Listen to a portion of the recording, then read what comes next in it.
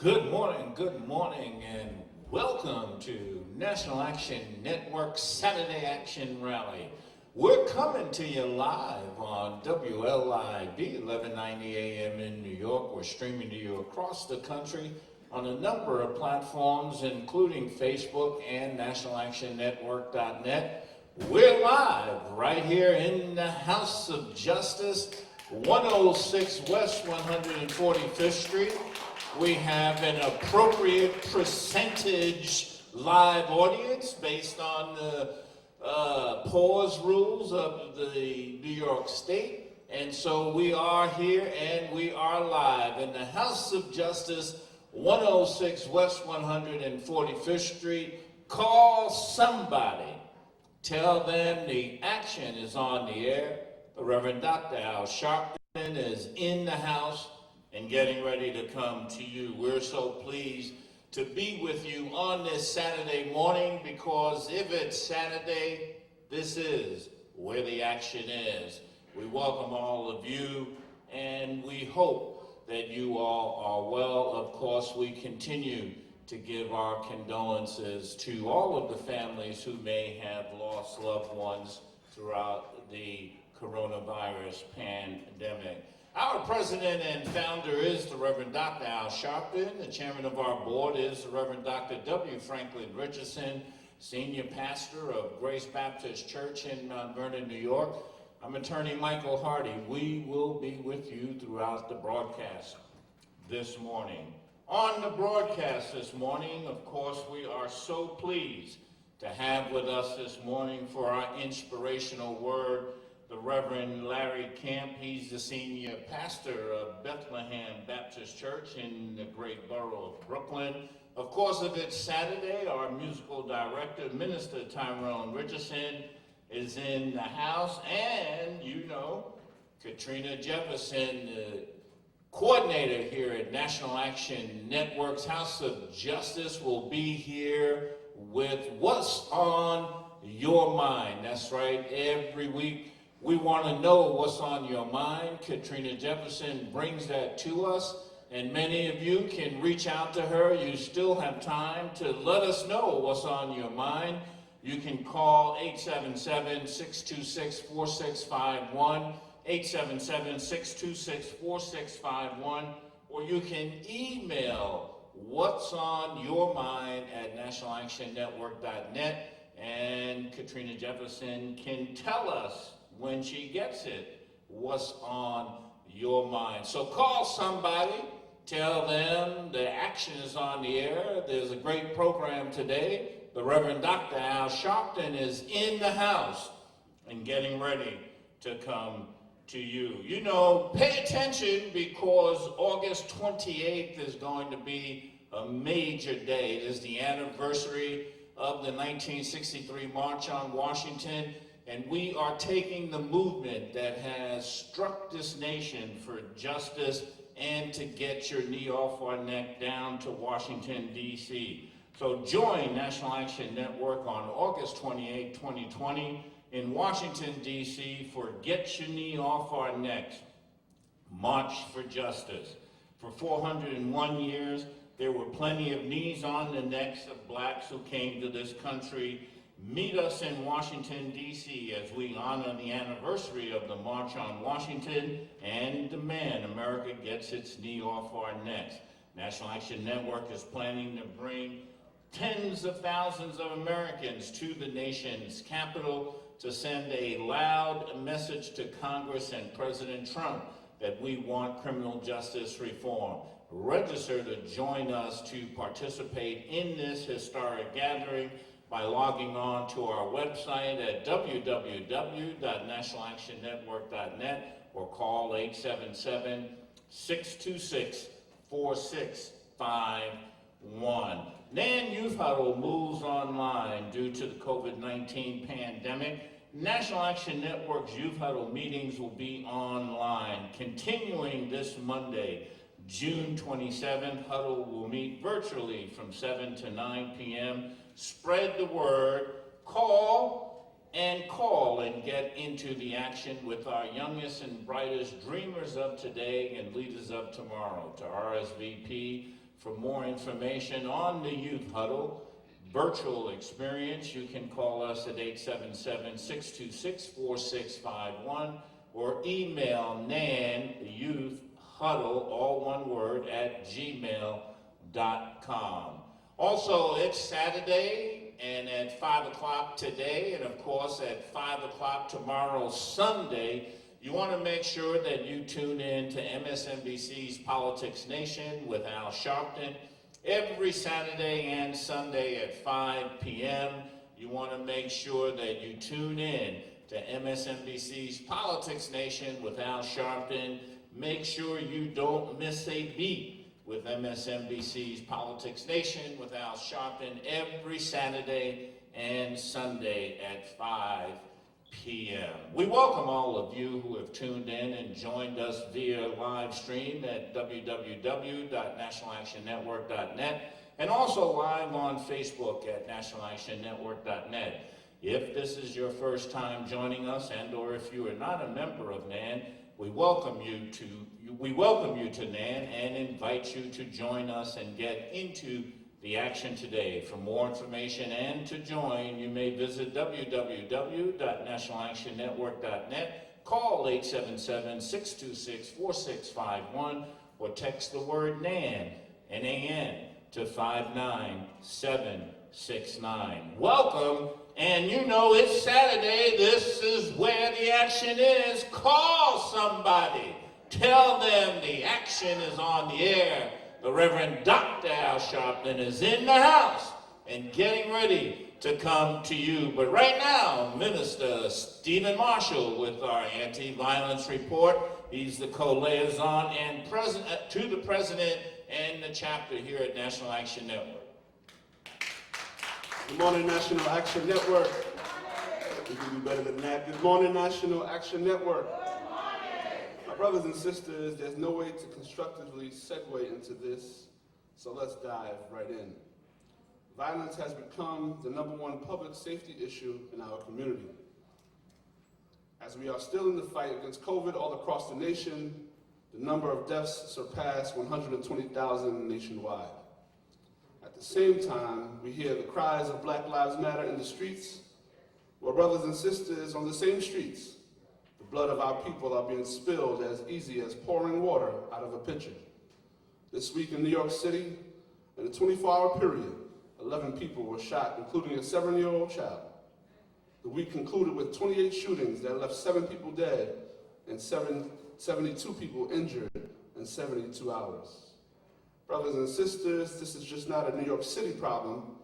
In the city of Chicago, on Father's Day weekend, a moment where many recognize the contributions of fathers and father-like figures, 104 people were shot, leaving 15 to perish. I want to highlight among the victims, several women were shot and killed as well. A 15-year-old girl sitting on her couch was also shot and killed as a bullet penetrated through the window of her living room at her home. And the most saddest, a 3-year-old toddler, a baby on his way home from getting a haircut, was killed. Brothers and sisters, I submit to you, it's something sick about gun violence overall, but there's something different about a 3-year-old being gunned down in broad daylight. Brothers and sisters, a 3-year-old. We credit most of the shootings as gang or drug related. I submit to you today that this 3-year-old wasn't in a gang. This 3-year-old wasn't in a turf war. The only thing that this 3-year-old was a part of was being a 3-year-old. I want those who are listening to my voice to commit during this month of doing your part to curb gun violence. I'll leave you with this. It's unacceptable that our brothers, women, and 3-year-olds can't come outside after months of quarantine, many who survived COVID, only to be senselessly gunned down. Brothers and sisters, the reality is we cannot expect the government or the Republicans to work with those across the aisle to even begin to talk about comprehensive gun reform. We must do the work ourselves. No justice. All right, thank you, Minister Stephen Marshall. Continuing today, NAN has partnered with the World Central Kitchen to turn NAN's House of Justice headquarters into a community kitchen to provide food for families, seniors, and those in need of support. In the wake of the unprecedented emergency impacting the country due to the coronavirus, COVID-19, NAN is partnering with the World Central Kitchen to deliver hundreds of hot and cold meals daily to those in need. We will continue serving meals today right here from the House of Justice, Auditorium 106 West 145th Street from 12 to 4 p.m. For more information, you can call 877-626-4651. We've also expanded the food distribution to the world famous Sylvia's restaurant, and we are doing that in partnership with CARE, and you can pick up food packages every Sunday, which will include meals and pantry items from the restaurant's nationally distributed product line. And of course, that is part of our overall food program that we've been doing, which at Sylvia's makes it 7 days a week. So of course, you can call 877-626-4651 to get all the information you may need with regard to the food distribution program. But right now, brothers and sisters, the Honorable William Allen, he's our National Crisis Director. And of course, we all know just how significant crisis is, because you never know when your family may be in need. And we also want to thank all of you who joined us for our legal night this past Thursday. The last Thursday of the month in July is July 30th. And while we still are not going to be fully open, we're going to go completely virtual, so you'll have a chance to participate with the attorneys. But right now, the Honorable William Allen with our crisis report. Good morning, good morning. Thank you, Michael. 877-626-4651, 877-626-4651. If you want to help us out, or if you're in a crisis, we take calls, emails. You can come and fill out an intake form, leave it at the front. We won't be able to meet with you, but we'll take the form and we'll get back to you so you can drop off those forms Monday through Friday. And on Saturdays, you can also drop off a form 9 a.m. to 1 p.m. So we're trying to get around as much as we can. In fact, our caseload has increased twofold, but we have a wonderful, wonderful team of volunteers and chapter leaders around the country who are able to monitor the crisis calls or crisis emails, as well as crisis walk-ins with the forums. We've created a virtual document that we can see things in real time and attempt to respond to people as quickly as possible.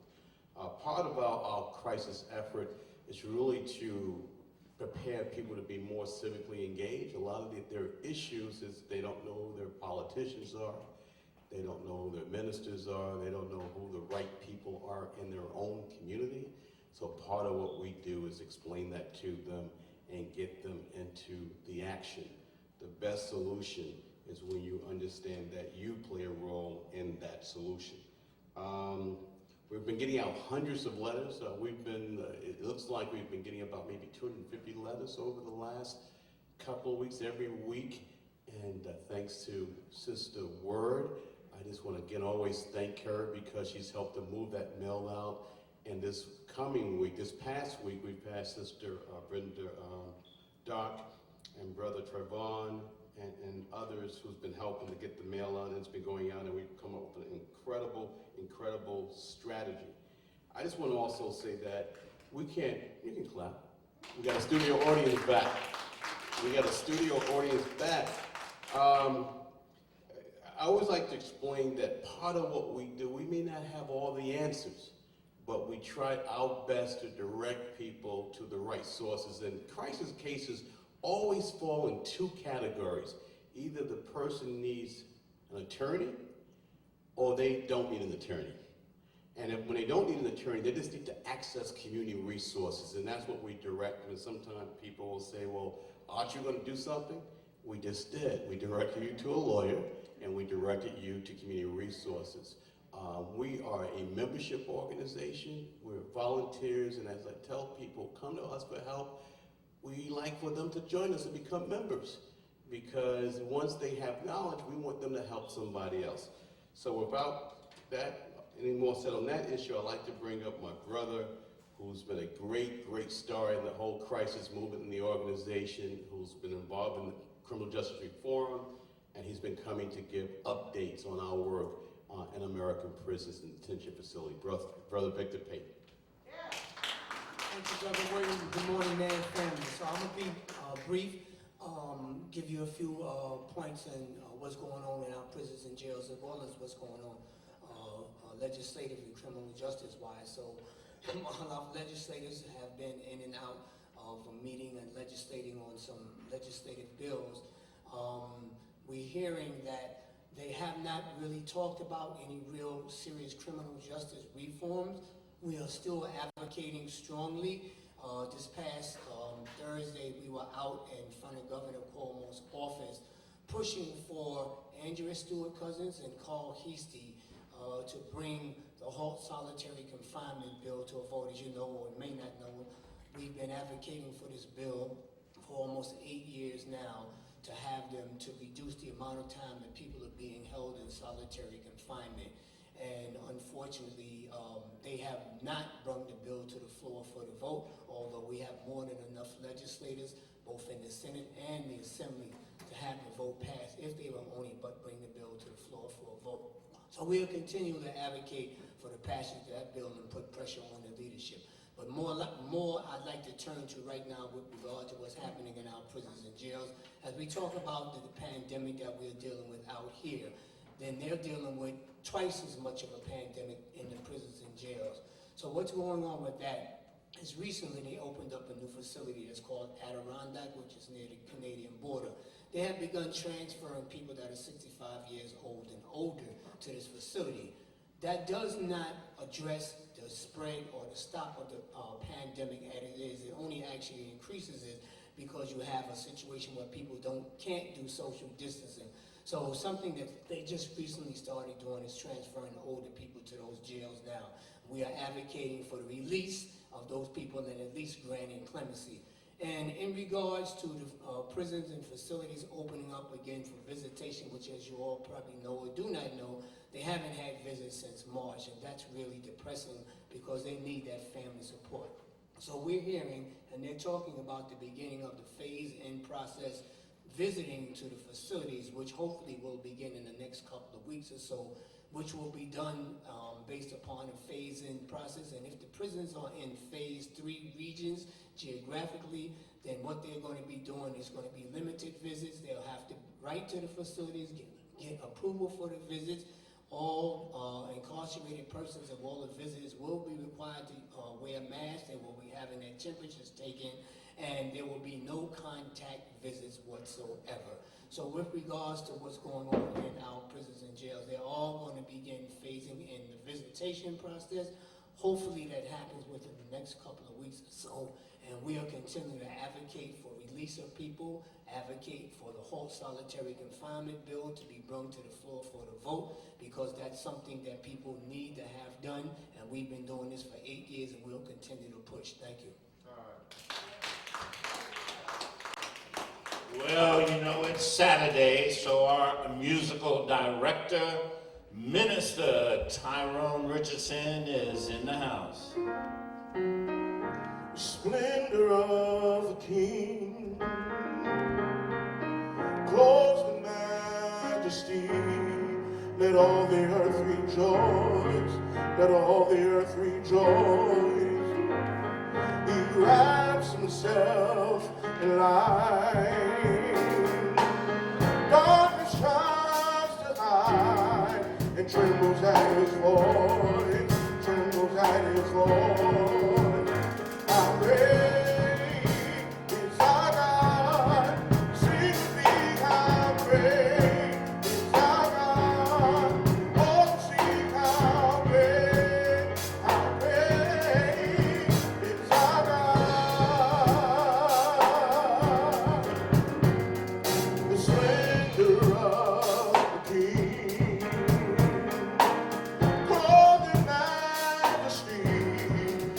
all the earth rejoice, let all the earth rejoice. Wraps himself in light. Darkness tries to hide, trembles at his voice, trembles at his voice. How great is our God? Sing with me, how great is our God? Oh, sing how great is our God. Oh, you're the name above all names, and you're worthy of all praise. And my heart will sing how great is our God. Oh, you're the name above all names, and you're worthy of all praise. And my heart will sing how great is our God. All right, and how great is our musical director, Minister Tyrone Richardson, accompanied by Chris Garland. Right now, brothers and sisters, it is time for What's on Your Mind. And Sister Katrina Jefferson is right here. She's the co-liaison to the New York City chapter and the president, and she will ask you what's on your mind. Katrina Jefferson. Good morning, Attorney Hardy, and good morning to everyone who is listening by way of WWLIB 1190 AM. And those that are watching via live streaming, welcome to this week's conversation of What's on Your Mind, where you, the people, you, the community, you, the members, have the opportunity to email us at whatsonyourmind@nationalactionnetwork.net, or you can call 877-626-4651 and share your feedback with us there. This week we got a couple of emails, one from Sister Brenda Ricketts, who is actually here with us in the audience today.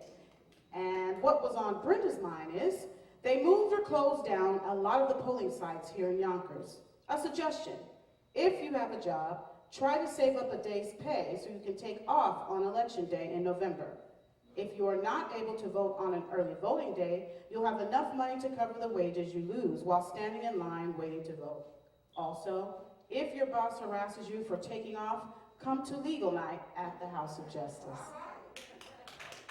And yes, I deserve a clap up. And the next comes from a Sister Charlene Larson, who emailed us. And Charlene says, many are in agreement that the white communication is essential. False information can do serious damage. People should know their history. They should know from where they came to where they are going and where they are now. Be aware of false rhetoric. From 1980 to the late 1990s, there was a program called Cops for Christ. And on Sundays, they fellowshipped with different congregations around New York City. Also, there were no police officers from the 80s to the late 90s in the Board of Education. The security guards in the schools were called school safety officers. It is still obvious that the wrong people are put in positions that they are not qualified to handle. The city could have kept the summer youth program, allowing young people to help others, opposed to only worrying about their own recreation. Thank you to the many protesters and advocates fighting for the rights of others. And last, I want to come to an audience member, and you'll have the opportunity to share with us what's on your mind. Good morning. Give us your name, the borough that you reside in, and share with us what is on your mind. Hello, my name is Tylisha, and I'm one of the Man Youth Huddles. And so what's on my mind is that it was brought up on Instagram, I believe, where a lot of times when there's police brutality, there isn't enough data when a black woman is killed. Like, there's very few stories that we hear when a black woman is killed, but we often hear a black man that's being killed. And actually my sister asked me this morning. So she asked me, like, is it true that that police only targets black men instead of black women? Like, that's the question I asked. And so I told her no, but it is kind of true that we often see a lot of black men being murdered, but we don't really see like women that's being brutalized as well. I mean, yeah, we have Sandra Bland, you know, Breonna Taylor, but there isn't a lot of stories that's being reported. So that's what's on my mind. And thank you so much for sharing that. And that concludes this week's segment of What's on Your Mind. Tune in next week and email us at what'sonyourmind@nationalactionnetwork.net. And keep in mind, the thoughts and the perspectives that are shared are simply that, thoughts and perspectives, and do not reflect the direct opinion of the National Action Network. And I am going to back over to you, Attorney Margie. All right, thank you, Katrina Jefferson, for What's on Your Mind. Remember, everyone, become a member of NAN today. Membership is vital to the growth of our organization. You can go and join the campaign to give $1 or more to NAN today. It'd be one in a million in 2020 to donate to NAN to help us continue to push for our fight for justice. Go to the website and log on at www.nationalactionnetwork.net to give your $1 or more and join the movement today. Once again, brothers and sisters, our musical director, Minister Tyrone Richardson. I'm looking for a miracle. I'll check the impossible. I feel the intangible. I see the invisible. I'm looking for a miracle. I expect the impossible. I feel the intangible. I see the invisible. Oh, the sky is the limit to what I can have. Oh, yes, the sky is the limit to what I can have. Oh,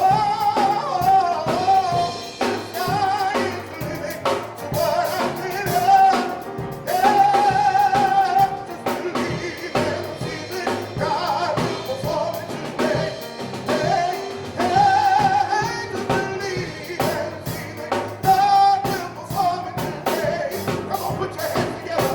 I'm looking for a miracle. I expect the impossible. I feel the intangible. I see the invisible. I'm looking for a miracle. I expect the impossible. I feel the intangible. See the invisible. Yes, the sky is the limit to what I can have. Oh, yes, it is. The sky is the limit to what I can have. I know that I know the sky is the limit to what I can have. Yeah, just believe and receive it. God will perform it today. Hey, hey, just believe and receive it. God will perform it today. All right. Once again, that was our musical director, Minister Tyrone Richardson, accompanied by Chris Garland. You're listening to the National Action Network Saturday Action Rally, coming to you live on WLIB 1190 AM in New York. We're streaming to you across the country on a number of platforms, including Facebook and nationalactionnetwork.net. We're live with a limited audience right here in the House of Justice, 106 West 145th Street. Call somebody. Tell them the action is on the air. The Reverend Dr. Al Sharpton is in the house and getting ready to come to you. We'll take our break and we'll be right back with our inspirational word for today. Stay right there. All right. Arnold Penix, Arts and Culture.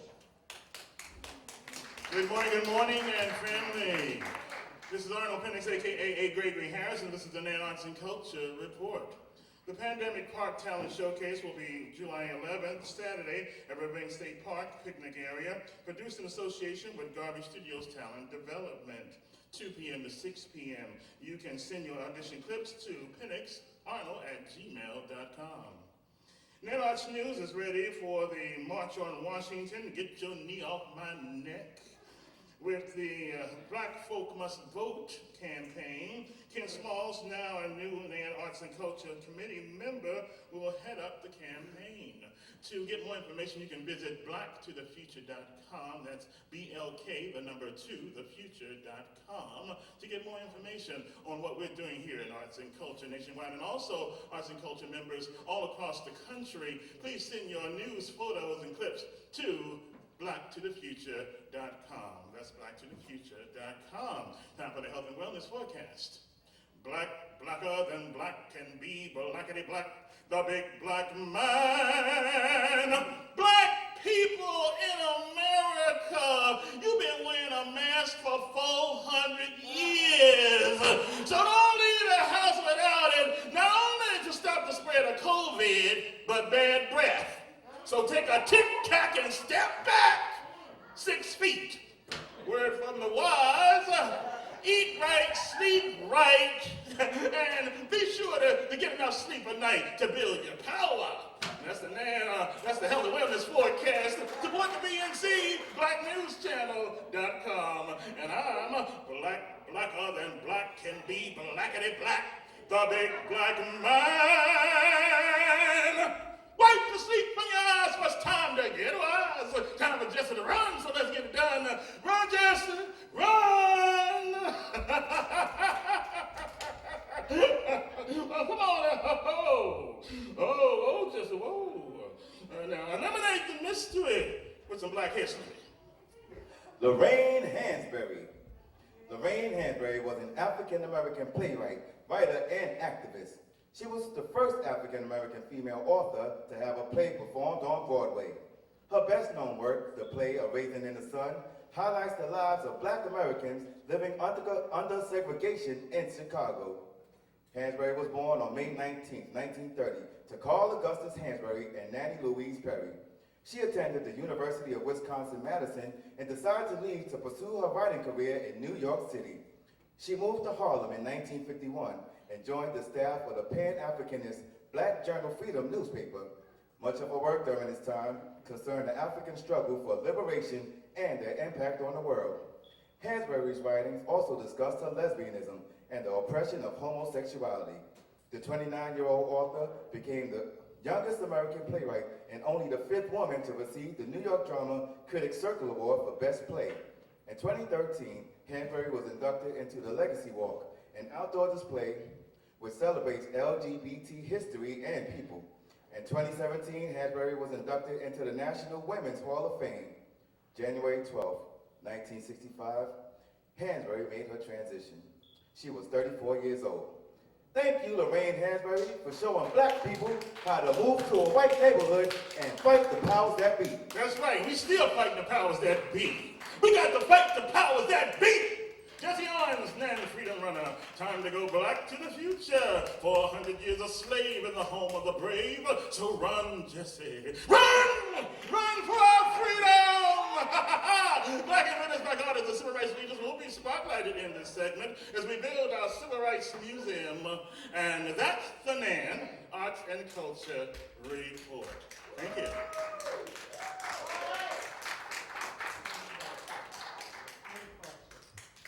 All right, 35 seconds. 45, all right. We'll be coming right back to you. Those of you online, we want to welcome you and thank you for signing on and being with us today. Of course, while you're online, you need to tour the website. There's plenty to experience on the website. And most importantly, of course, as you know, we have made the call to be in Washington, D.C. on August 28th to say, get your knee off our neck, to help capture the motion in this movement, so sign up. 6, 5, 4, 3, 2, 1. Sisters, you're listening to the National Action Network Saturday Action Rally coming to you live on WLIB 1190 AM in New York. We're streaming to you across the country on a number of platforms, including Facebook and nationalactionnetwork.net. We're live right here in the House of Justice, 106 West 145th Street. Call somebody. Tell them the action is on the air. The Reverend Dr. Al Sharpton is in the house and getting ready to come to you. But right now, we're so pleased to have with us this morning for our inspirational word, Reverend Larry Camp, Senior Pastor of Bethlehem Baptist Church in the Republic of Brooklyn. We welcome him.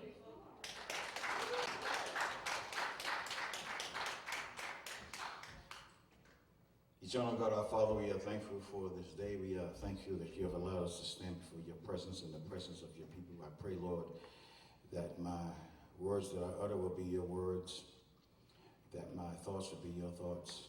I pray, Lord, that anything I say would not cause you shame and not diminish the effectiveness of the kingdom. Hide me behind the cross, let less of me be visualized, more of you realized. Let the words of my mouth and the meditation of my heart be acceptable in your sight. O Lord, my strength and my Redeemer. Amen. Certainly to Attorney Hardy, to founder and president, Reverend Al Sharpton, to W. Franklin Richardson, Minister Marshall here is such a tremendous soldier. And I want to say that to Minister Richardson, I really enjoyed your gifts. And to all of you on today, to my Muslim brothers and sisters, I say assalamu alaikum. I'm not going to take anything for granted. To our Jewish brothers and sisters, I say shalom. To those who practice the Hindu faith, I say namaste, which means there's divinity in me, respects the divinity in you. But I greet you in the Lord of my Lord and Savior, Jesus Christ, who died on Calvary for our sins and was raised on the third day. Now, brothers and sisters, there's a word that is found in Psalms 82, which is kind of applicable for this time, but it transcends every generation. Psalms 82, verse 2 asks a question.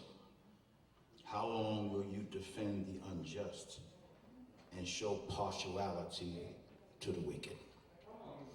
The psalmist writer, brothers and sisters, always speaks within the context and the culture of what's going on at that time. And even though the Holy Writ transcends generations, we always taught that every writer speaks in the context of their time. The interesting thing about their context, it shows that nothing changes. I would say to you, brothers and sisters, is that do not allow yourself to become upset because there are people in our community who may not see what we are doing is relevant. I call it that they don't have it in their DNA, which is divine necessary action. They don't have it in their DNA. And so while we spend most of our time being upset with those who may not want to talk about it, who may not want to preach about it, and who may not want to teach about it, it is impossible to live in this world, much less this society, and not know about it. Knowing about it and not saying nothing about it is a sin all by itself. It's almost like a negligence to the world. And so we look at what the psalm writer said. The psalmist is asking this question: how long will you defend the unjust and show partiality to the wicked? You can't wait to get upset if your son or daughter gets treated unjustly. You have to become angry now for someone else's son or daughter or community, rather than to allow that to be a situation when it hits your home, then you all of a sudden want to get angry about it. You have a right to get angry. But brothers and sisters, this is over 400 years of which we have seen where the system itself did not change. Think about this for a second. If this is enough to make you angry, think about this. How during the time of slavery, they would take a 14-year-old girl out from the bosom of her mother and father in the slave quarters and use her as a belly warmer. Think of this. Think of the man that lays next to his wife at night. The overseer goes into the slave quarters, takes her in the middle of the night and uses her as a belly warmer. Think of this. Of any young boy that comes up in our society, like Emmett Till, and gets shot down because they said he was whistling at someone else. If that's not enough to get you angry, then it appears to me that your immune system is off.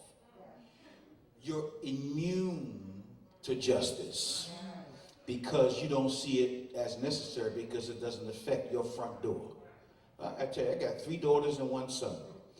And the thing about it is, brothers and sisters, as much as we are part of a particular faith, I can't tell you that if someone did harm to my daughters or son that I cannot respond or react in a certain way because they're your children. Now, this is not to say that, brothers and sisters, we ought to not act uncomely, but we also realize that we think of the things that make us realize how important it is. The psalmist is asking this question: how long will you defend the unjust? That's the question that is asked of the oppressors and those who are in power and use that power as a part of their oppression. And how long in doing that will you show partiality to the wicked, which means the wicked get a pass? But then it says something else in verse 2. It says something in this way, verse 3, defend the weak and the fatherless, uphold the cause of the poor and the oppressed. It almost gives us a blueprint of what we would do in life as it relates to this kind of situation that happens in our life. All right, that doesn't seem to be enough for us. Let's just talk about Jesus for 1 minute.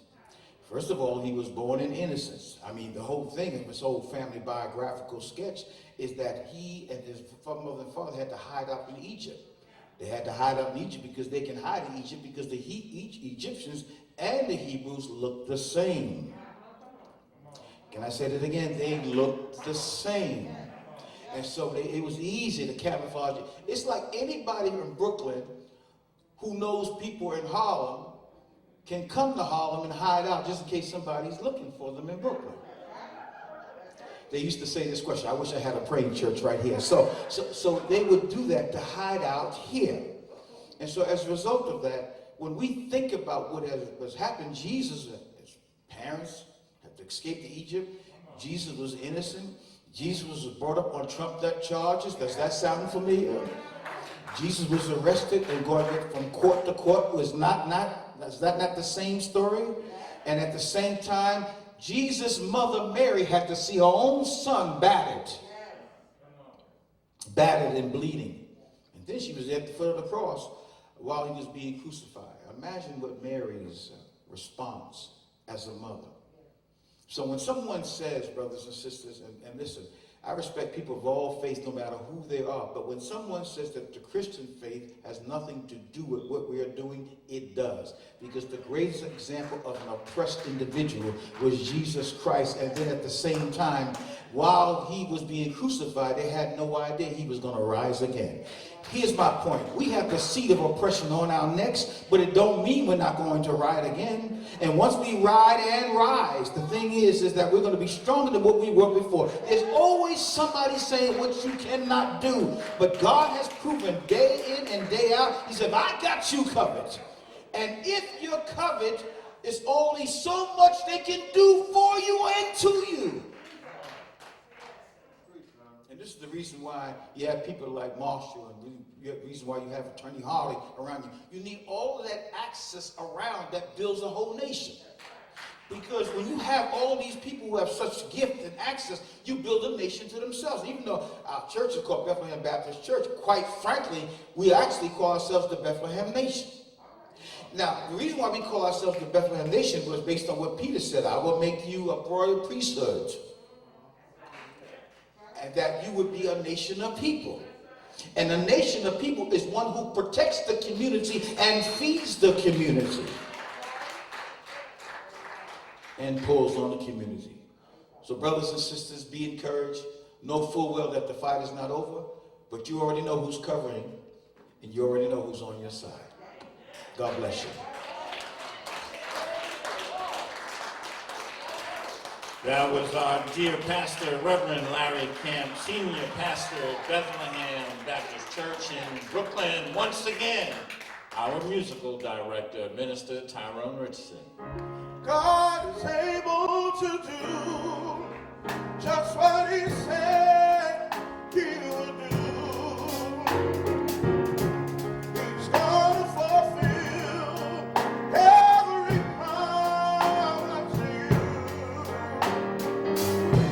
Don't give up on God, 'cause He won't give up on you.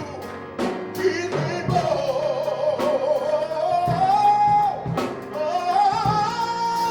He's able. Don't give up on God, 'cause He won't give up on you. Don't give up on God, 'cause He won't give up on you. He's able.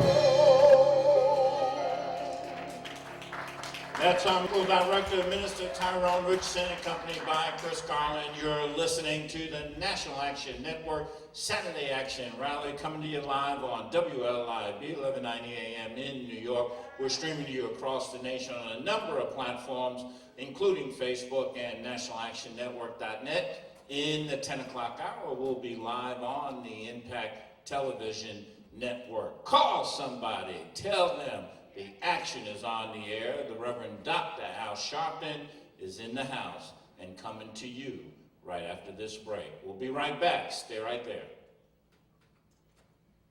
All right. William Griffin, president of the New York City chapter and the Men's Auxiliary, with some announcements. And if we have time, he'll be joined by Dawn Jones from the Political Action Committee. Good morning, good morning. One of my goals is to organize at least 4 new committees by December 25th, 2020. I am appealing to all committee chairs to please let me know of anyone you know who might be interested in heading a committee here at the House of Justice. It would be greatly appreciated, and it would help us to meet our goals and objectives for this year. To all committee chairs, please make sure to document things you are doing here at the House of Justice or outside if it pertains to National Action Network, and send to Sandra Mitchell, Secretary of the NAN New York City chapter. She will package your information along with others and forward it immediately to National. Please make sure to keep a copy of everything you send to the Secretary of the NAN New York City chapter. The Education Committee is planning a virtual forum which the topics will be, how has the education of our future leaders been severely compromised?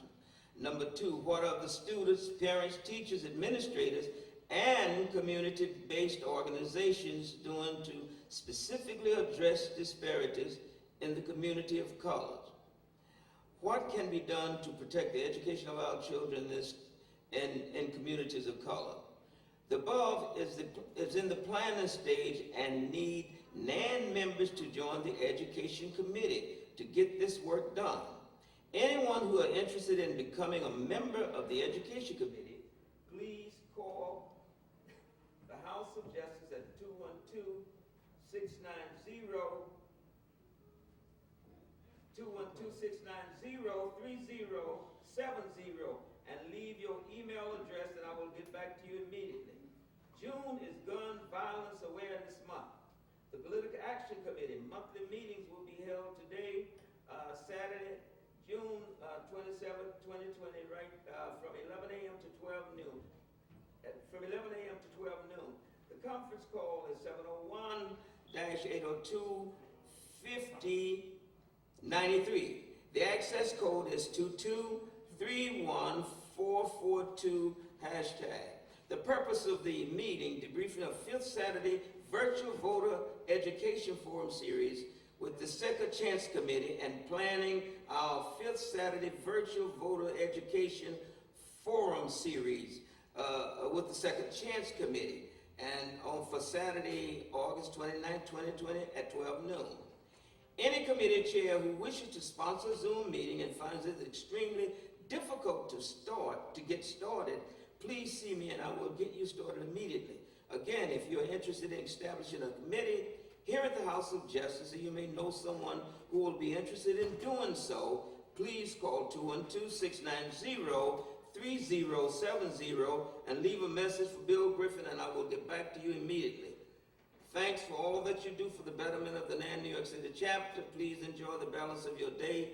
Now Don Jones, Chair of the Political Action Committee. Don Jones. Greetings, House of Justice, and happy Saturday. Join us in thanking our essential and selfless workers, our poll workers. Thank you to the early voters and all voters in last Tuesday's primary elections. Best wishes and congratulations to all candidates who won their elections.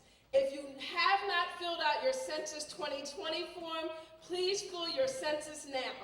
Our numbers are low here in Central Harlem. The census is a tool to secure the resources and political power needed to strive, not just to survive.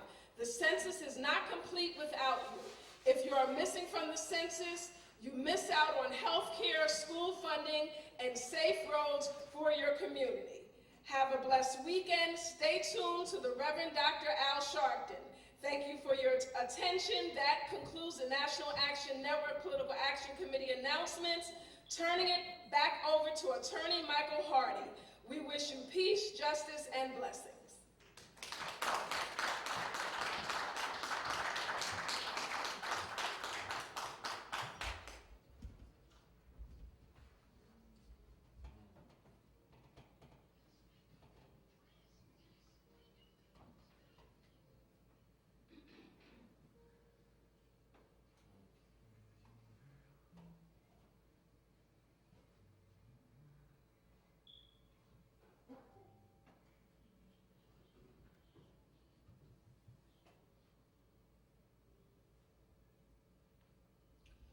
We're back, brothers and sisters. You're listening to the National Action Network Saturday Action Rally, coming to you live on WLIB 1190 AM in New York. We're streaming to you across the country on a number of platforms, including Facebook and nationalactionnetwork.net. And we're live right here in the House of Justice, 106 West 145th Street. Call somebody. Tell them the action is on the air. Right now, get on your feet at home. Put your hands together for the president and founder of the National Action Network, the Reverend Dr. Al Sharpton. No justice. No justice. No justice. No justice. What do we want? Justice. What do we want? Justice. What do we want? Justice. When do we want it? Now. When do we want it? Now. When do we want it? Now. Fist bump the person next to you, tell them you love them.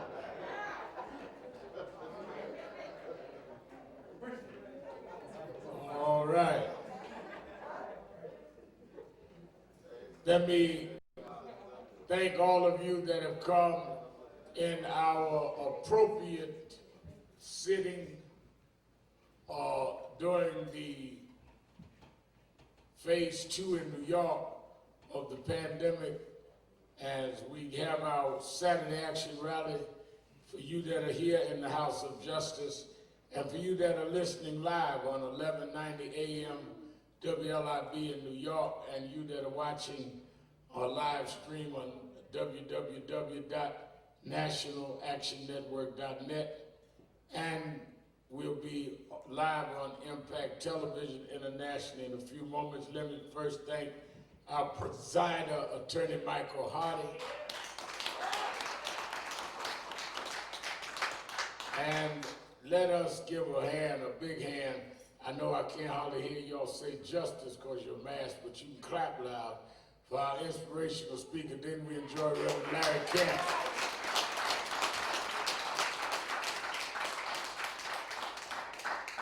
And I've known the Reverend Camp for probably 30 years or more at Bethlehem. I have preached for him. In fact, when I started as a teenager in Operation Breadbasket, the pastor of Bethlehem was Reverend Roland Nyman, who was ordained and was associate under Reverend William Jones, who sent him there. And after Reverend Nyman died at a untimely death, unexpected, Reverend Camp came in, and that has been an activist social justice church as long as I've known it. One of the things that I think that people need to distinguish, that's why I am so always telling some of our young folk in Huddle and Youth Move around the House of Justice, that when they see Brother Bentley and Sister Lamb, they were here, they were in the Audubon the Sunday Malcolm was killed. So they've been going to rallies over 50 years. This, Malcolm was killed in 65, 55 years ago. For Bentley and Mother Lamb, who's here every Saturday, to have been there 55 years ago, this is not a trend for them. This is a life commitment for them.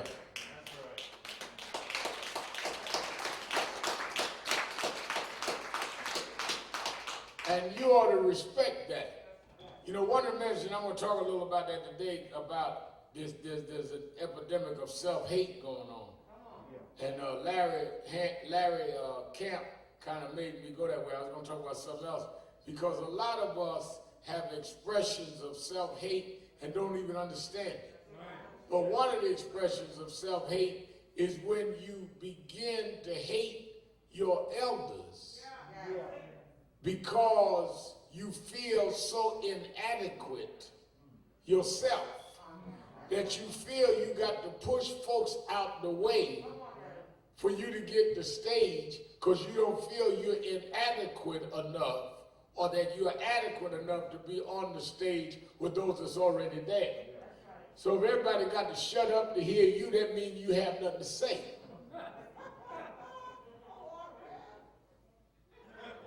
That's all that means. I wish everybody back up, shut up, and let me talk. Well, if you had something to say, the audience would tell everybody else to quiet down. They want to hear you. I think, you know, when I was younger, we say we want folk in their 30s to shut up, let the folk in their 20s talk, till we got 30. Then we want the folk in the 40s to shut up. If your activism, and more important, your relevance, is based on your age, you are irrelevant. Your age don't make you relevant. Your action makes you relevant. Just because you're young don't mean you know what's happening. And just because you're old don't mean you're wise. Your gifts will speak for itself. But no matter what you are, you must be consistent. And that's why soldiers like Bentley and Mother Lamb and them that's been carrying this on their shoulders a long time deserves our respect. You don't see any other community that kicks their elders to the side but Negroes. I'll say that again.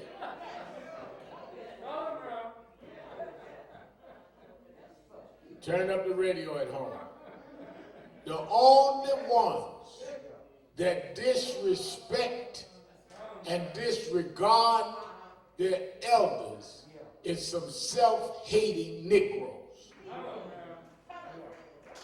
Every other community exalts their elders and praises those that paved the way. That's why they're building statues and all that now. Some of them that they're building statues for were wayward, but they give their children a sense of history. And self-hating Negroes give their children a sense of downing everything so they get a subliminal sense that they come from nothing. Because if you teach everybody ahead of you was nothing, then the soil that produced you is nothing. And if the soil that produced you is nothing, you can't be nothing. We stand in the black church on the shoulders of people like Richard Allen and Charles Harrison Mason, all the way to Sandy Ray and Gardner Taylor, William Jones. Young ministers ought to learn about them. Not talk about I'm replacing them. Because every other community builds on continuity. We try to build on confusion. And the only thing you get out of building on confusion is confusion.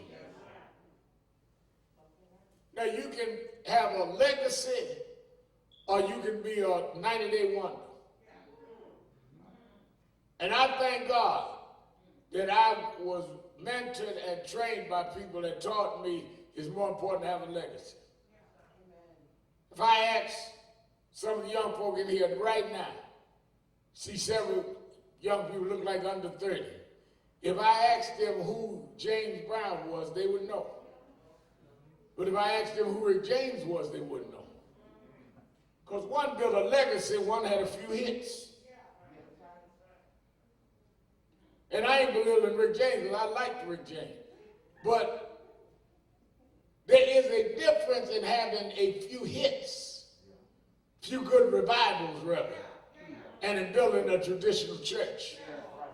They're different than having 2 or 3 good rallies and building an organization.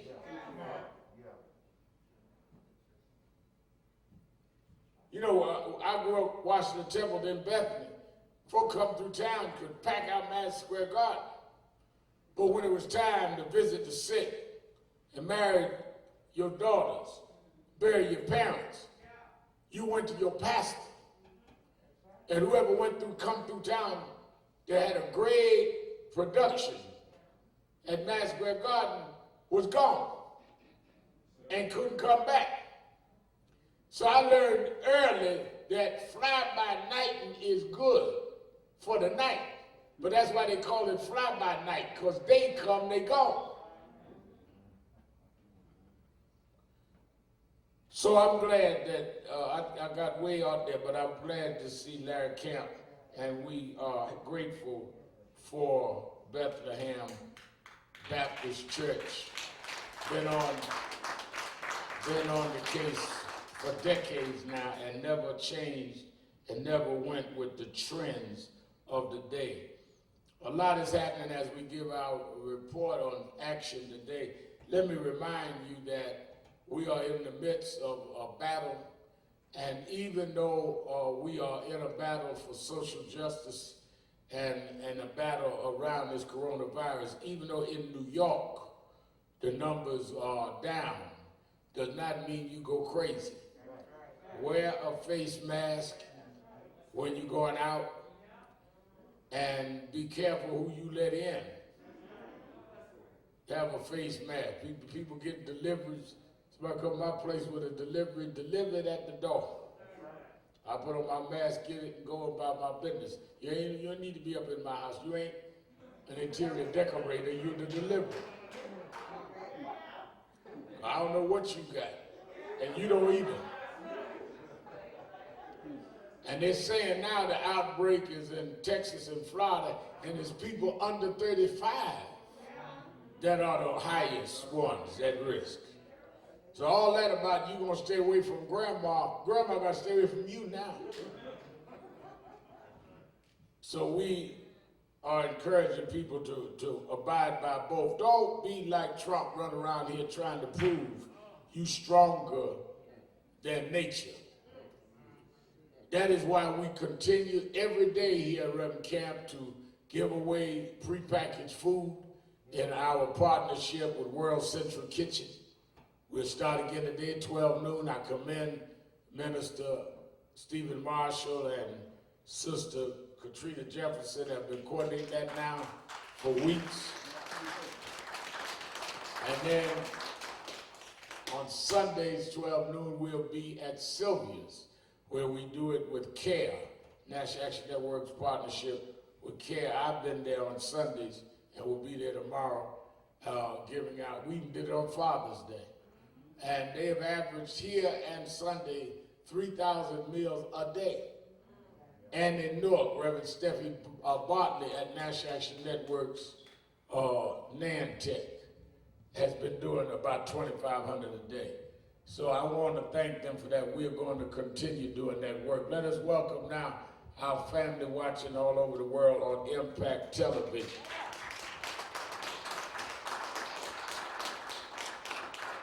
So as we continue to feed people, to give prepackaged foods, both in New York, New Jersey, our Miami, Florida office, as well as Detroit under Reverend Charles Williams and all, we are going to continue that for the next several weeks as we build toward the August 28th march on Washington. Now, the August 28th march, and already tens of thousands have signed up. The reason that I've asked people to go to the website and sign up, or to call the toll-free number. Website for you watching is www.nationalactionnetwork.net. The toll-free number is 1-877-626-4651, 1-877-626-4651. And I can say all that without reading the sheet. Y'all notice Attorney Hardy has to read the sheet. Because, you know, with age comes different sight. And he's going to get a year older this week. Give him a big hand.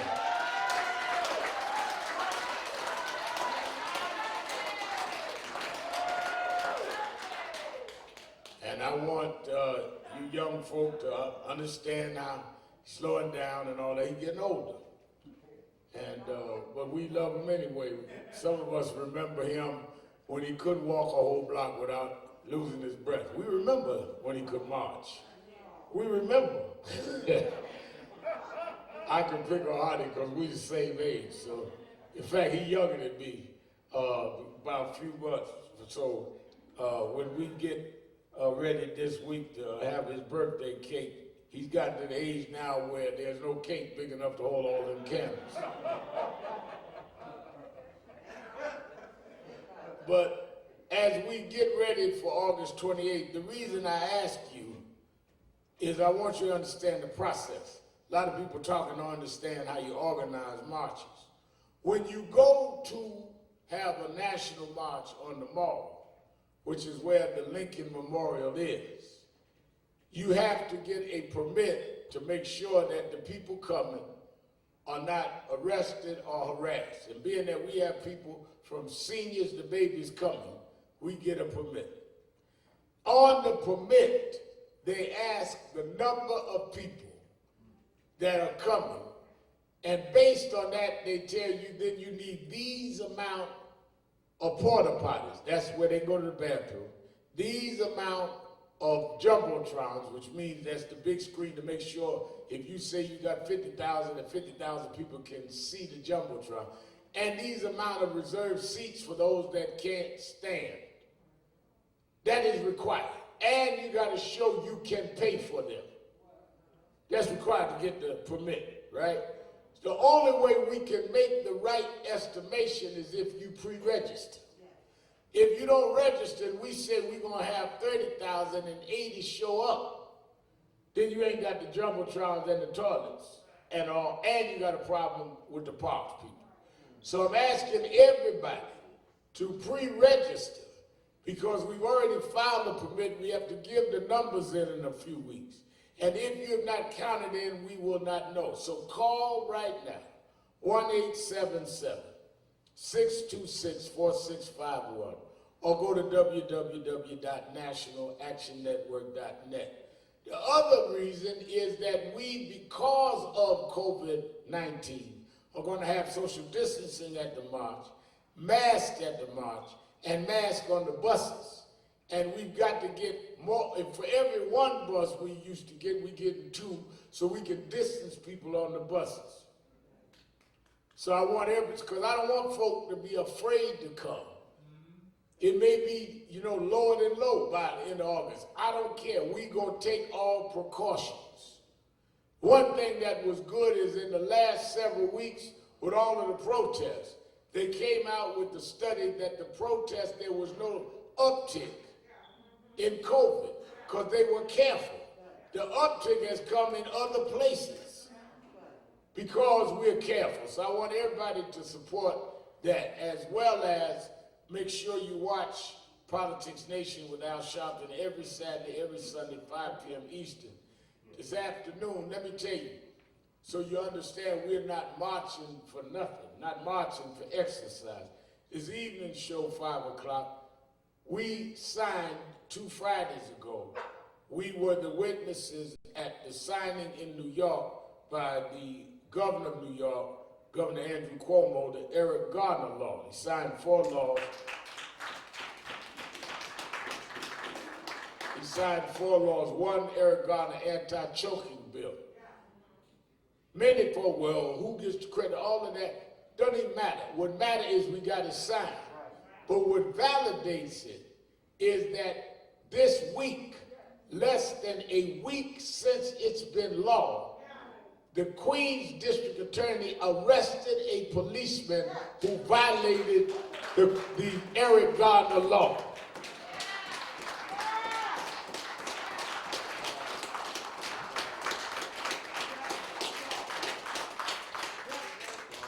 Who would have ever thought 6 years ago, when we marched out of here that first Saturday, 2 days after Eric was choked, that policemen would be handcuffed in his name for choking people?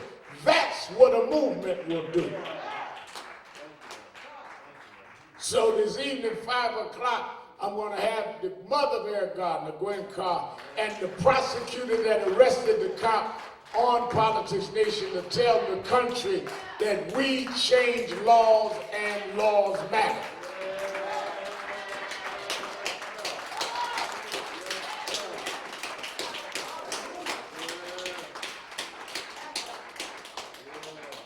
Some of y'all have a loser's complex and get mad at winning. We march to change laws.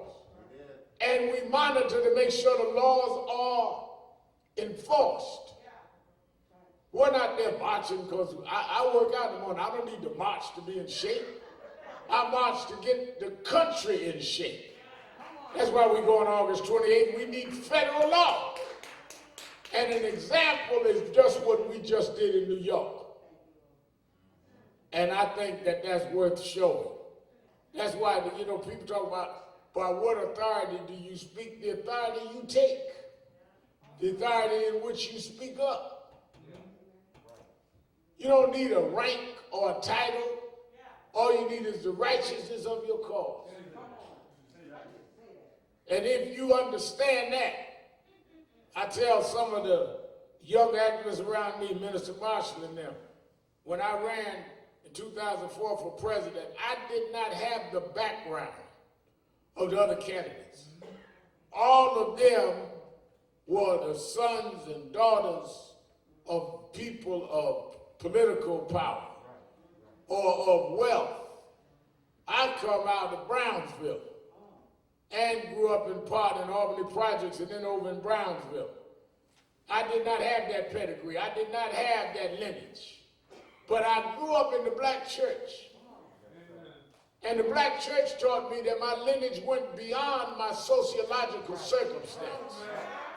So when they could go to one candidate and he said, I'm a 3rd generation governor, and another candidate and say, well, I'm a 2nd generation economist, and go to another and say, I'm a 4th generation member of the Senate, all I could say was blessed assurance.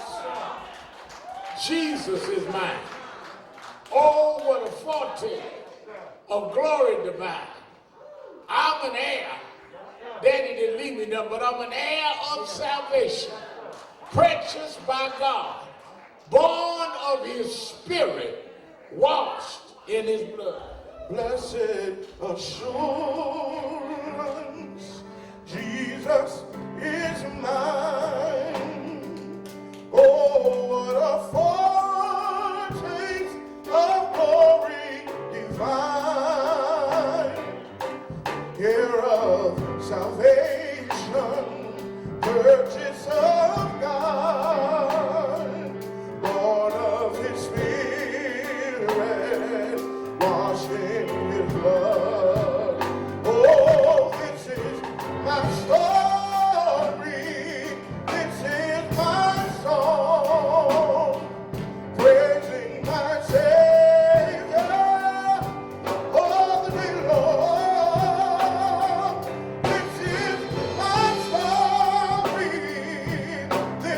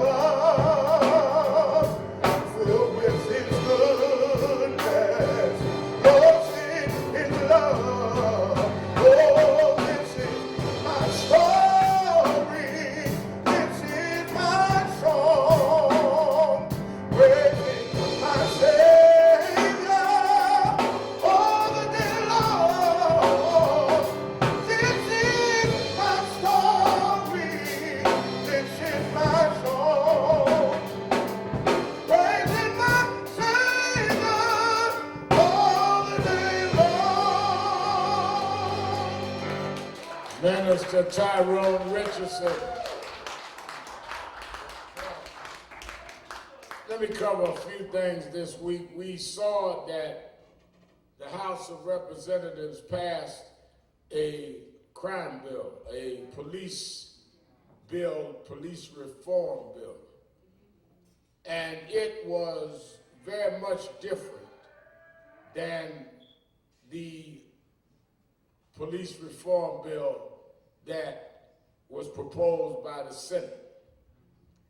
The House bill was a police reform bill. The Senate bill was a police deform bill. The House bill called on making a ban on chokeholds, similar to the Eric Garner law here in New York. And it called on changing the bar of what police must prove in court if there is a fatal shooting. What do I mean by that? The present law is that in most states, if a policeman says they used deadly force because they thought their life was in danger, that is enough of a defense in most cases not to get prosecuted. And in the few cases they get prosecuted to be acquitted. This bill would raise the bar that you must show you had no other alternative but to use deadly force. I guarantee you that the officers that were arrested and charged in the George Floyd case in Minneapolis and in the case of Brooks in Georgia are going to say they thought they were at risk, which is enough in court. So whether or not a jury want to believe it.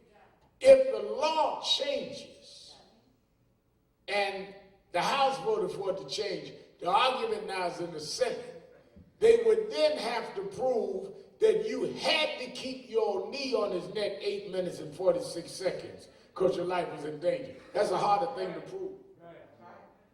Even if you can convince somebody you felt that the first minute or two, you can't convince nobody you felt that after he was limp and couldn't respond after 6 minutes.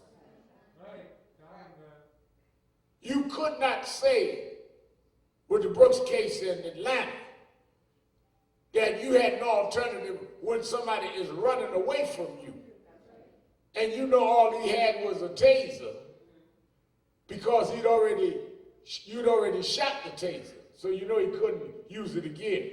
So you knew your life wasn't in danger. That is why these laws become important.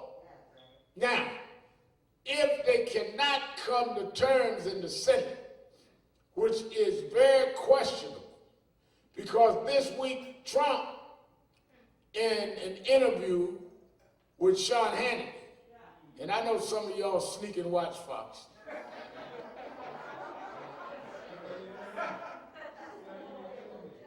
he came out and said openly, we need to bring back stop and frisk. Trump said we need stop and frisk nationally. Said that Giuliani, I'm quoting him now, said that Giuliani had instituted stop and frisk, crime went way down, Bloomberg came in and went crazy, and but stop and frisk is what we need. Which means that the Republicans in the Senate that are kowtowing to Trump are not going to want to in any ways compromise their bill with the House bill. So we're going to have a fight and a clash between the Senate and the House, which is another reason why the August 28th march is so important.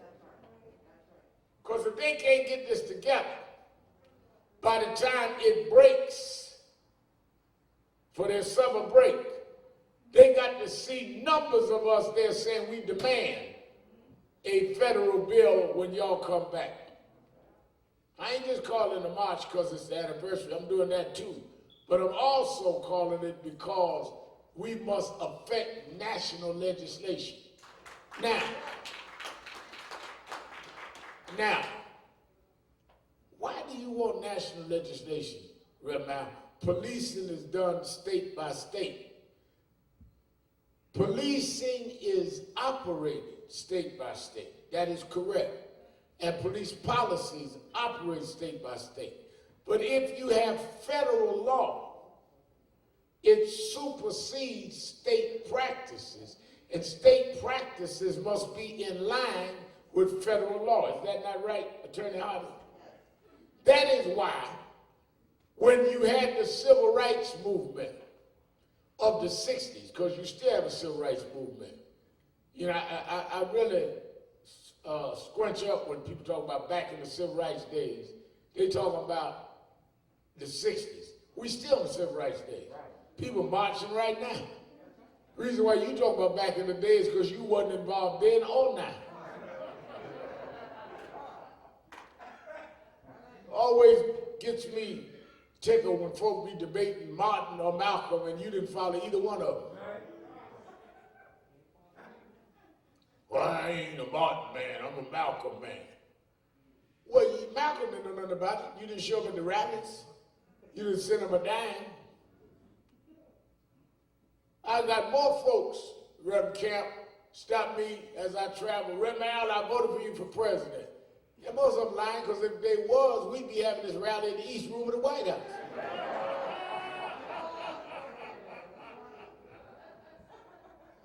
But the point is that you have got to effect legislation like they did. When Rosa Parks sat down in the bus, 1955, I went through the history last week. You went to the 54 Brown versus Board of Education. The next year she sat down. When she sat down and they boycotted the bus companies for a year and said it's better to walk in dignity than ride in shame.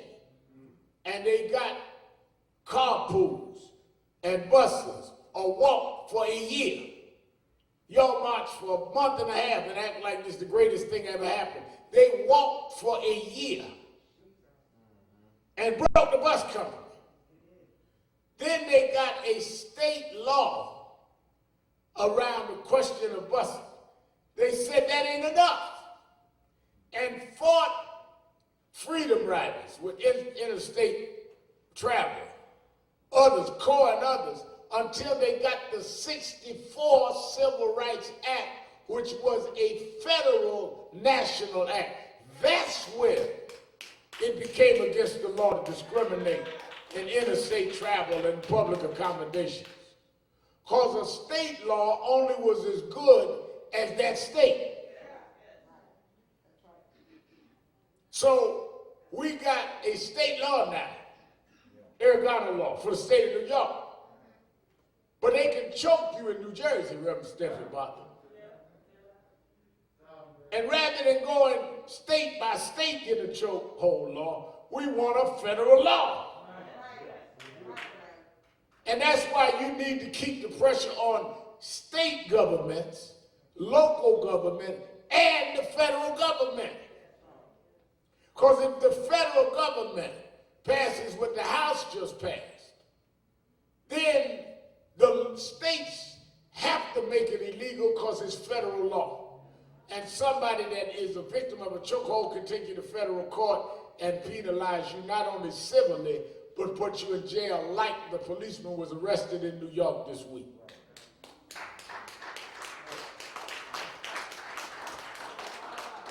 So this battle between the House bill and the Senate bill is a battle that we are in the middle of in terms of our very lives. The day that the House passed the bill, it was revealed how a young Latino was killed in April, being held down in Arizona. Same day. Because as long as you allow them to press down on your lungs, which is what chokehold is, this is what happened to George Floyd all the way back to Oregano, then you end up with more casualties than you even know. Some we know about, some we don't. Now, the other thing that happened this week that was disturbing to me is that they found a noose in the garage at NASCAR. Let me show you all the trick. FBI come in, investigate.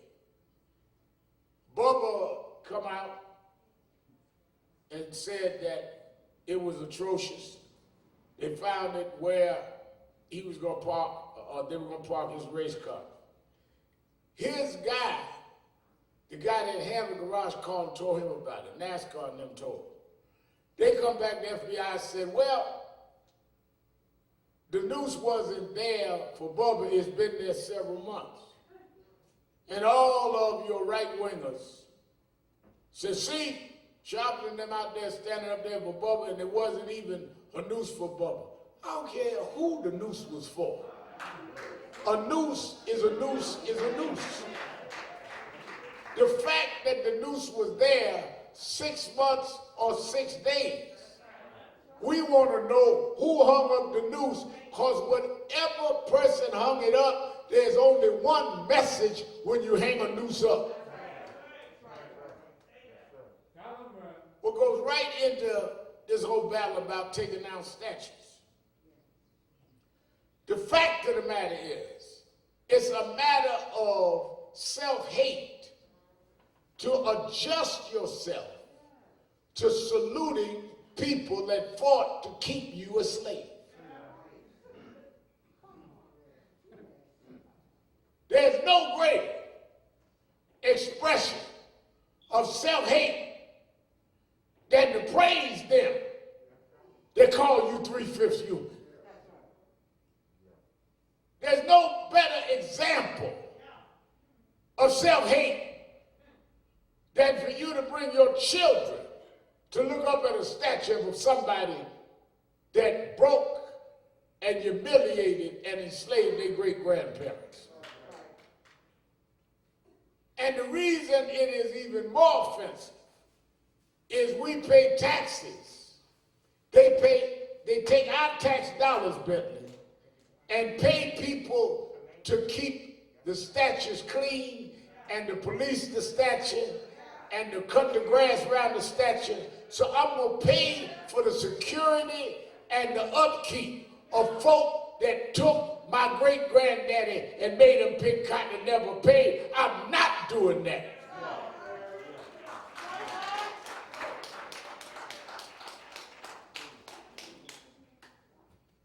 Well, Reb Allen, a statue don't hurt nobody, that's just symbolic. Well, then why don't you have statues of everybody else that offend people? You can't go to Germany and see a Nazi statue. Don't nobody in the world worship the folk that brought them down. Talk to me like I got good sense. If a statue didn't mean anything, then why do you erect it? Only reason you erect a statue is it means something. Now, well, right now we can't get to everybody. No. Start with the Confederates. Because the only reason that Confederates are even in the history book is because they fought to maintain slaves and to overthrow the United States government to maintain it. Start there. Only reason Stonewall Jackson is in history, he wasn't elected president of the United States, is they led a rebellion against the United States. So why would you be praising somebody that led a sedition movement against you? Well, if you look at when they built the statues, they started building the statues. Mind you now, they didn't build a lot of these statues in the 19th century. They built them in the 20th century when the movement started. They didn't even have the material to build them statues then. They built them when the movement started because it was a signal to us to stay in your place. This is Southern culture.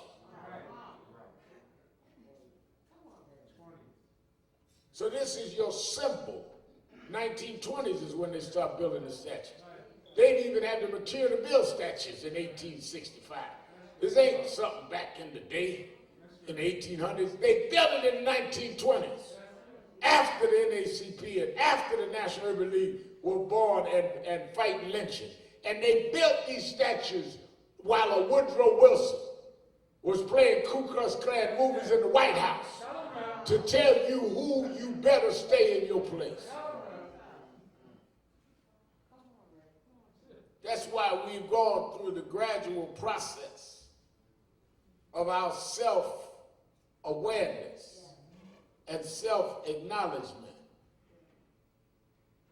That's why we went from being called the N-word to being colored, to being Negro, to being black, to being African American.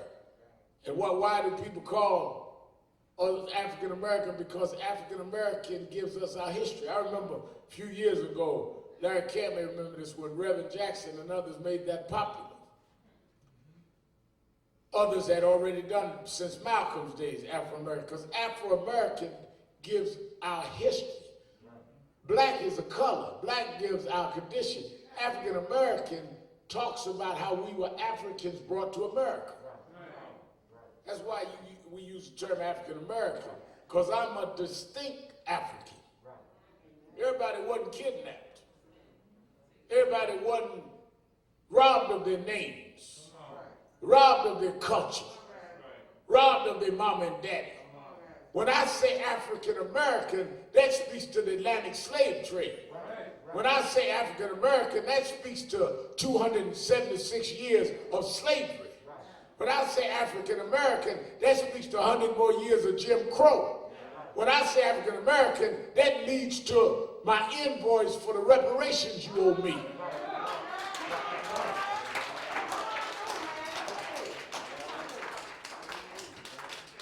Oh, I'm black all over the world. I'm black and proud, but if I'm black in Paris, you don't owe me nothing. But if I'm black in Augusta, Georgia, or black in Brooklyn, the grandchildren of those you worked and never paid, there's a debt you owe me.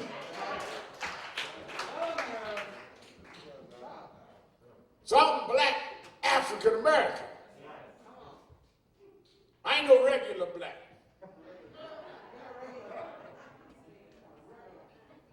And ain't nothing wrong with regular blacks.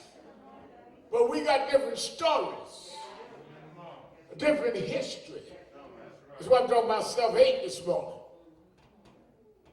That's why you need to study before you talk. I tell people I do morning thoughts as I work out every morning on Instagram. Study before you talk. Before you open your mouth, study. That's why God gave you 2 eyes, 2 ears, and 1 mouth, which means you're supposed to look and hear more than you talk. If God wants you to talk as much as you see, He gave you 2 mouths.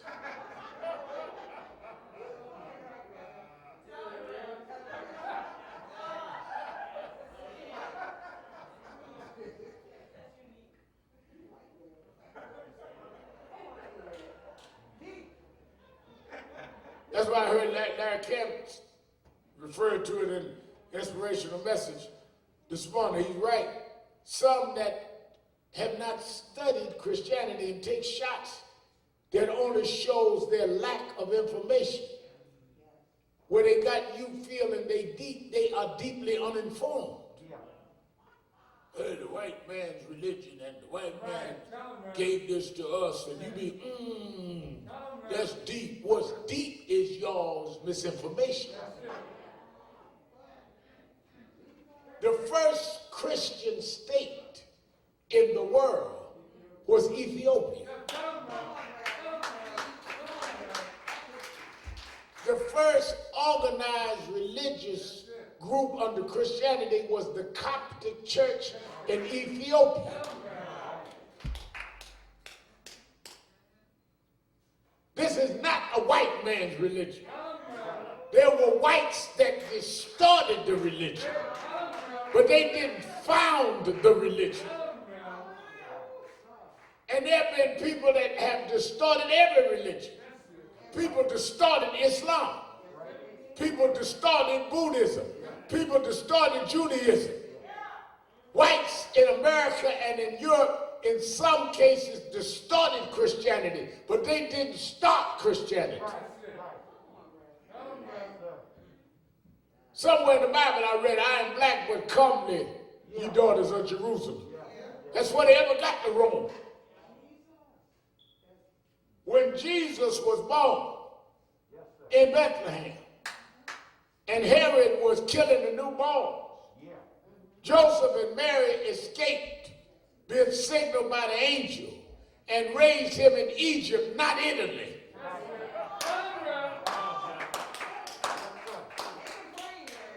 And I'm not anti-Italy, but I am pro tell the history right. Don't defile my religion with your pseudo-history. That is not the fact.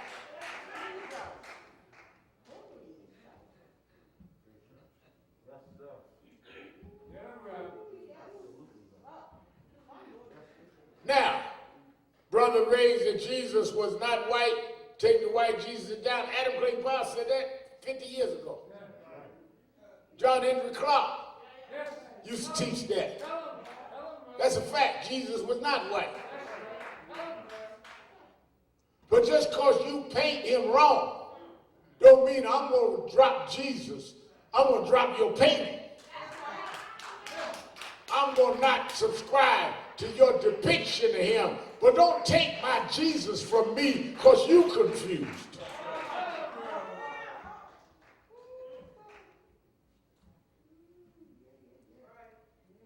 If you go through the whole Bible, it is all a journey that occurred in African and sub-African all the way up into finally Rome. So don't in self-hate become misinformed by slogans.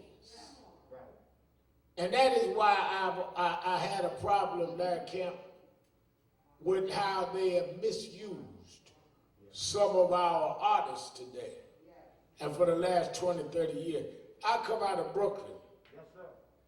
And when rap music started in the Bronx and Brooklyn, it was to energize and bring pride.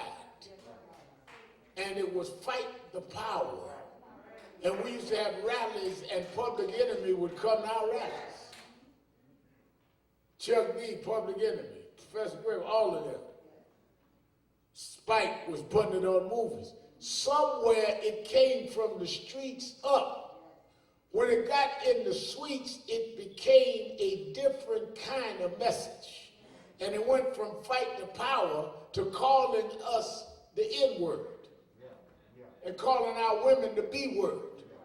How do you go from fight the power to nigger, hoe, and bitch?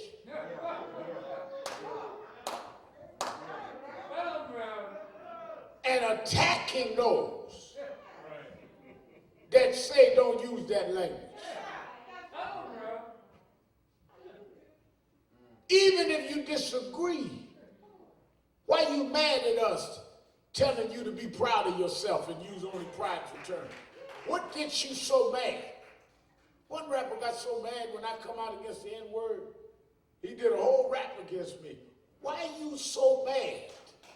Because you are guilty for taking orders from corporate bosses that made you get in that studio and pick your cotton.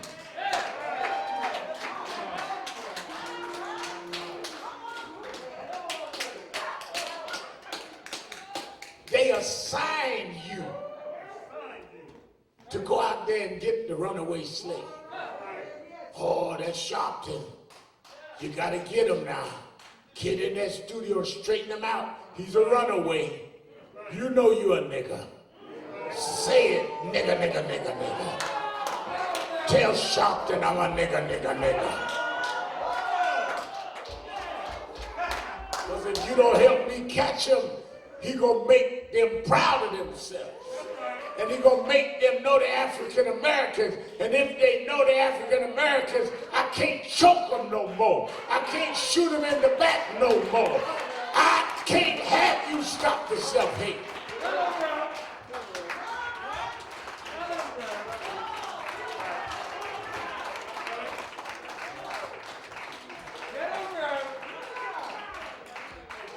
That's why Jesus said to the rich man, the only way you go into this kingdom is you got to be born again.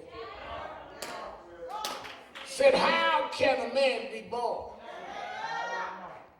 again when he is grown? He said you must not you can't re-enter your mother's womb for the second time. You got to be reborn of the Spirit. And what we're trying to do, Reverend Camp, is get you reborn of the Spirit. They've given you a spirit of self-degradation. They've given you a spirit of self-effacing. They've given you a spirit of self-hate, where you hate yourself, and you hate your wife, and you hate your husband, and you hate anything look like you. You need to be born again and have the spirit of Harriet Tubman and the spirit of Sojourner Truth and the spirit of Fannie Lou Hamer. You need to be born again.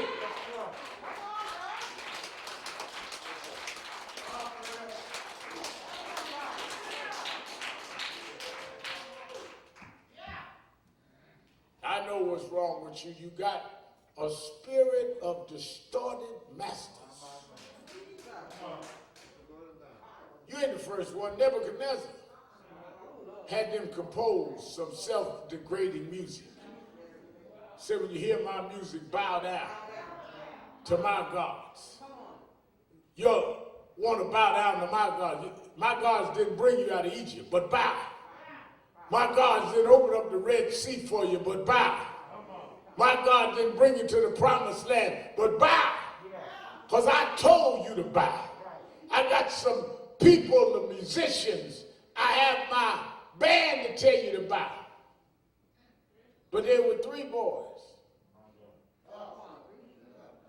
that they found down in the kingdom. Shadrach, Meshach, and Abednego. And maybe in our camp they read the 82nd Psalm somewhere. How long will you be silent with injustice that you talked about this morning? I don't know if they read that Psalm or not, but I do know that they played the music for them. And they wouldn't bow. And when Nebuchadnezzar sent for them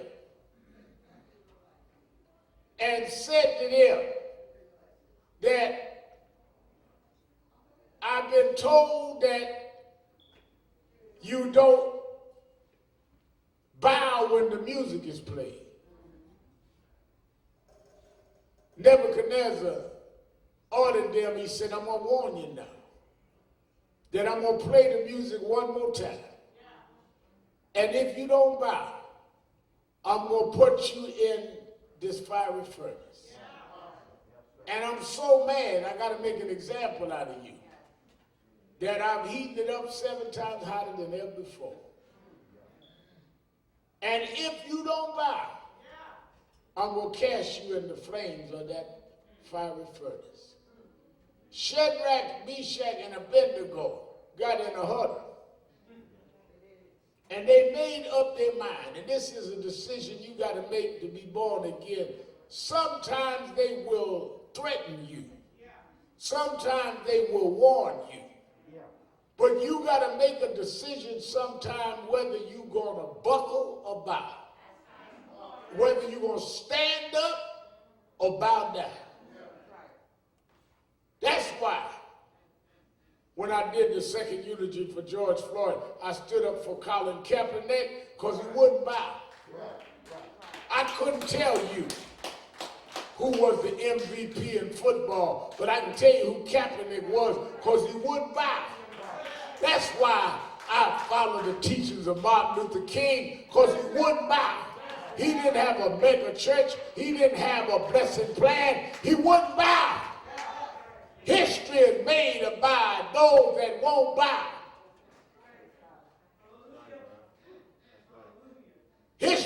not made of you scared folks that bust your knees bowing down. You can't wait to bow. They dangle a little money at you and you jump on both knees. Dangle a little fame at you and you bow.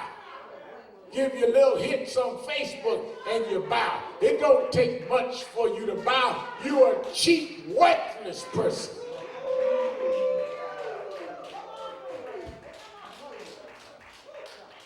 How many clicks on my Twitter page? That's how cheap you are. Buy you with clicks. Buy you with a little glory. Because you're that cheap. But those of us that know our history, that know we come from generations past and it'll be generations to come. No, it ain't about me. I've been here before. And I'll be here again because there's a spirit in me that's everlasting to everlasting.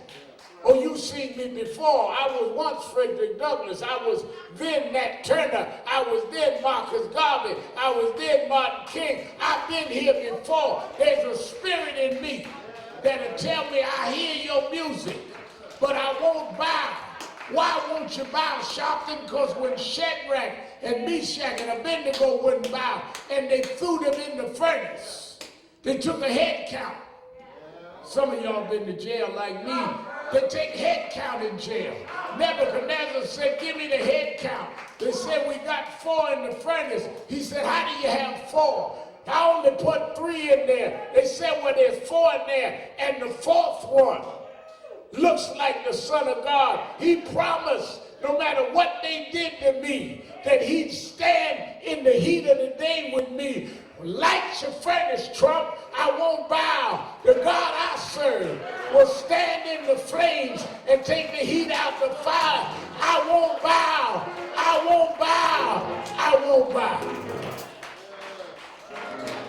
That's why I like that song. My friend down in the Cleveland said, what do you do when you've done all you can? We marched Gwen Claw. We fought Gwen Claw. They wouldn't indict the cop, they wouldn't lock him up, but we kept on marching. What do when you've done all you can? Stand anyhow. If you keep standing, God will stand with you. That's why this week the Eric Garner law put handcuffs on an NYPD cop. What do when you've done all you can? Stand anyhow. Stand, stand, stand. What do you do when you've done all you can and seem like it's never enough? What do you say when your friends turn away and you're all alone, all alone? Tell me, what do you give when you've given your all? Seems like you can't make it through. Well, you just stand when there's nothing left to do. You just stand. Watch the Lord see you through. Yes, after you've done all you can, you just stand. Wait a minute, Richardson. You don't understand. I can't stand because I made mistakes in life. I did things wrong, and if I stand up, they're going to bring out all my dirt and all my mess. What do I do then, Brother Richardson? Tell me, how do you handle the guilt of your past? Guilt of my past. Tell me, how do you deal with the shame?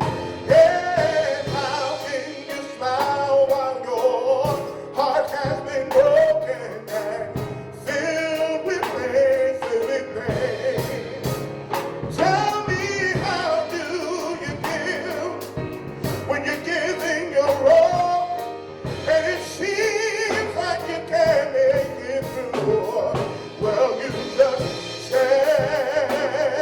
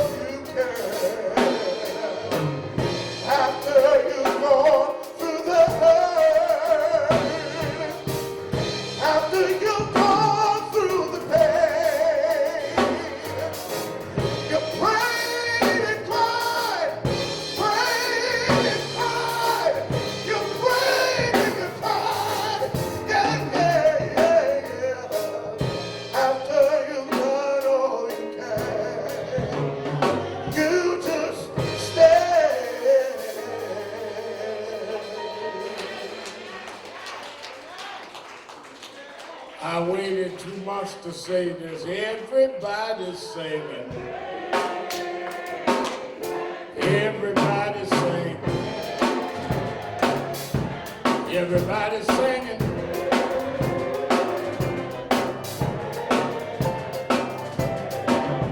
Everybody's singing. Everybody's singing. Everybody's singing.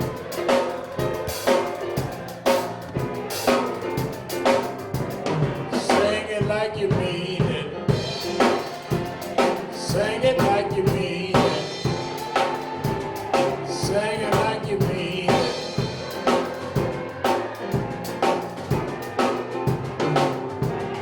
One more time, y'all. One more time, y'all. Everybody singing.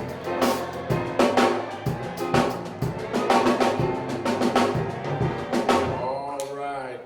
As we sign off radio, don't forget, sign up, go with us to Washington, August 28th. Go to www.nationalactionnetwork.net or call the toll-free number, someone there right now that can sign you up at 1-877-626-4651, 1-877-626-4651, and join us as we head to D.C. on August 28th. You that want to support the march, you can give online at www.nationalactionnetwork.net. All right, we're going to raise the offering here. Let me recognize the widow of Andrew Curse is here.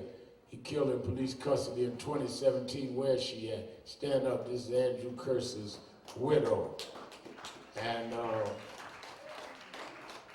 the police there has not been punished. Angelique needs to be with us as part of what we're doing to stand up for what happened to Andrew. We're glad to have you with us, and make sure you talk to us before you leave. We want you to work with Mother Gardner and the mothers and widows of the movement.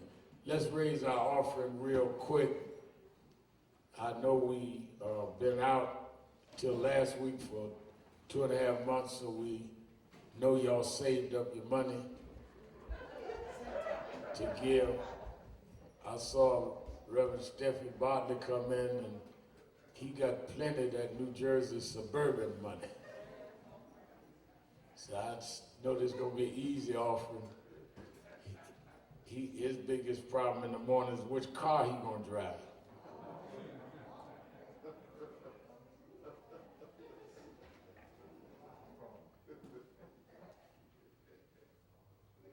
So I need about 10 people, about 10. Give me $100 or more, come quickly, 10 people. Kathy giving $100. Winston Gilchrist, $100. Guardians, $100. Come on, I need 7 more. Alvin Ponder, $100. Reverend Camp, $100. Derek Perkison, $100. Membership, $100. I told y'all, Reverend Steffi Bartley, $100. Book Club, $100. Come on, come on, come on.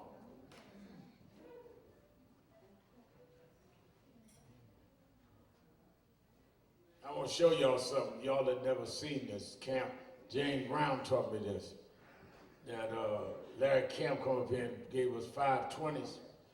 James Brown taught me, Keith Wright, that when somebody give you money, hold it up and drop it. You see that? Now, if he didn't have a lot of money, it would have folded. But because it floated like that, open, that meant he took it off a roll of money. He got a whole lot of money. Yes, he just dropped it. That's a check. But see, if you drop a bill and it opened up, that means you peeled it off a roll. That means you had more to give, you just peeled me a little bit.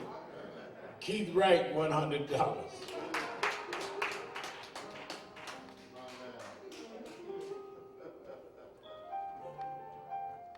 This Thigpen.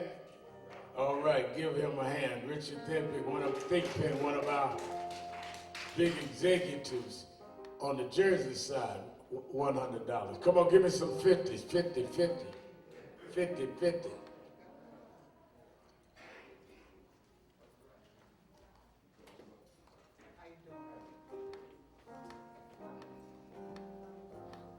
Brother Rodney, one of my favorite radio friends, brother from Queensboro, Rodney Jones, $50. Huddle, $50. Reverend Carolyn, $50. 50, 50, 50.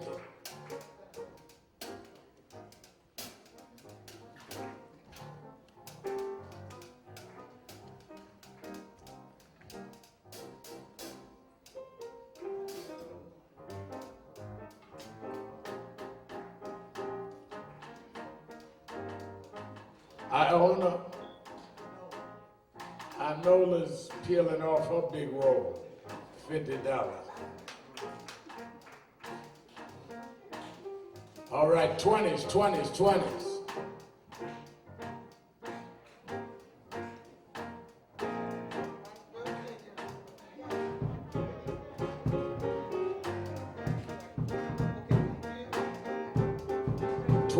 '20s.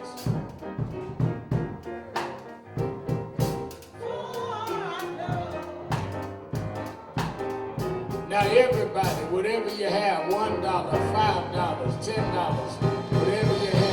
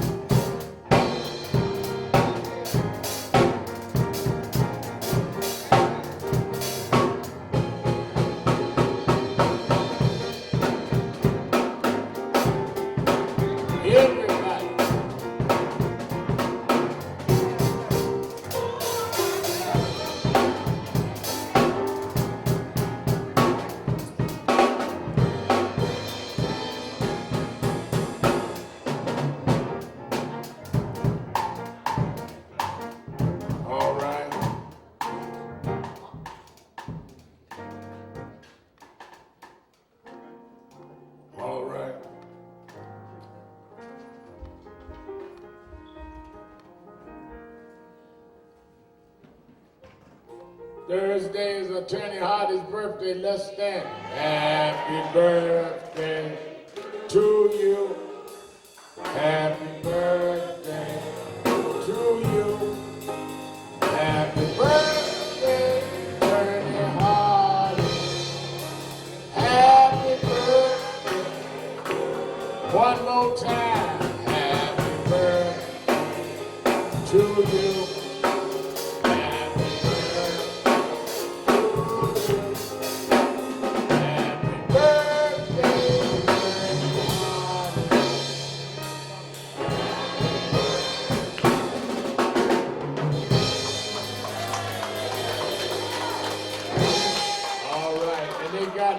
Let me show the tilted. They got the scales of justice on this cake. All right. And y'all can have some birthday cake, just don't give him none. All right. His wife got him on a diet. Don't give him no cake. All right, let us all stand. We're going to dismiss at 12 noon, 1 hour. We're going to start food distribution in the front. And we want you that want to volunteer and help. If not, they're going to start getting it ready now. They have to do the packages and all. So we're going to dismiss. You can come up, do a fist bump. Don't come up trying to hug me because we're not there yet. I love you, but I don't want to mess with this COVID thing. All right. Repeat after me. We are, well, let's do amazing grace. How sweet the sound that